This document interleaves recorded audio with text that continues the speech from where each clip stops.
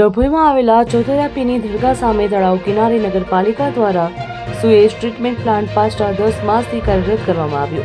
જેની કોન્ટ્રાક્ટર ખાનગી કંપનીને 5 વર્ષ માટે આપવામાં આવ્યો, છતાં પણ ખાનગી કોન્ટ્રાક્ટર દ્વારા મહિનાઓથી પ્લાન્ટ બંધ રાખવામાં આવ્યો છે, જેથી ધારાસભ્યોએ સંકલ્પની બેઠકમાં રજૂઆત કરી હતી અને જિલ્લા કલેક્ટરની રૂબરૂ મુલાકાત લઈને કોન્ટ્રાક્ટર વિરુદ્ધ પગલાં લેવાના આદેશ આપ્યા હતા. ડભોઈના તિલકવાડા માર્ગ ઉપર આવેલું સુએજ ટ્રીટમેન્ટ પ્લાન્ટ ગત ફેબ્રુઆરી 2025માં કાર્યરત કરેલ હતું, જેને લઈને ડભોઈ નગરની ડ્રેનેજમાં પાણીની શુદ્ધ ખેતી કરી તેમજ અગ્નિશમકને અન્ય વપરાશના કામમાં શુદ્ધતા પાણી ન લેવાતા હતો, તેને જ ડ્રેનેજ પાણી શુદ્ધિકરણની કામગીરી માટે 5 વર્ષનો કોન્ટ્રાક્ટ પેલી રત્નજી સુરઠિયા નામની કંપનીની કોન્ટ્રાક્ટરને આપ્યો હતો. કોન્ટ્રાક્ટર મળ્યા બાદ પણ પ્લાન્ટ શરૂ થયો ન હતો, જ્યાં ગણતરીના દિવસોમાં કોન્ટ્રાક્ટર દ્વારા ઉદાસીન વલણ અપનાવીને તેને મહિનાઓથી કરોડોના ખર્ચ કાર્યરત થયેલા પ્લાન્ટ બંધ અવસ્થામાં હતો,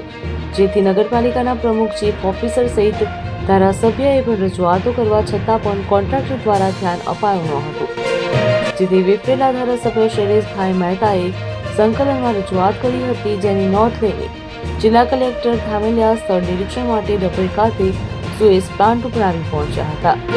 તેઓ સાથે એસડીએમ, ધારાસભ્ય, પાલિકા પ્રમુખ, ચીફ ઓફિસર સહિતના અધિકારીઓએ પણ સ્થળ ઉપર પહોંચીને પ્લાન્ટનું નિરીક્ષણ કર્યું હતું, જે બાદ પોતાની ફરજમાં નિષ્ફળ રહેલા કોન્ટ્રાક્ટર કંપની સામે કાર્યવાહી કરવાના આદેશ આપ્યા હતા.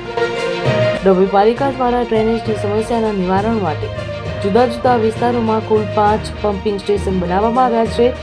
જ્યાં નગરની ડ્રેનેજના પાણી 5 પમ્પિંગ સ્ટેશનમાં ફરીને સરકારી દવાખાનાઓ પાસે પમ્પિંગ સ્ટેશનથી સુએજ પ્લાન્ટ ઉપર પહોંચી તેનું શુદ્ધિકરણ થાય તે રીતનું આયોજન કરવામાં આવ્યું